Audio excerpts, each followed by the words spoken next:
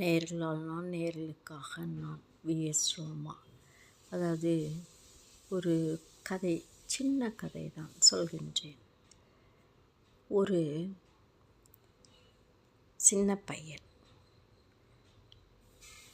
ஒரு கல்லை எடுத்து விளையாட்டாக நகர்த்த முயன்றான். நகர்த்த முடியவில்லை.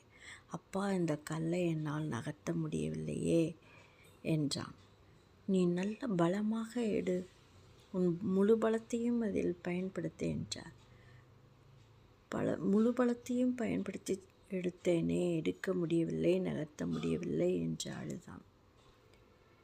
ஆம், நீ உன் முழு பலத்தையும் பயன்படுத்தவில்லை. அதற்கு தந்தை பதில் சொன்னார், நீ என்னிடம் உதவி கேட்டாயா? இல்லை அப்பா.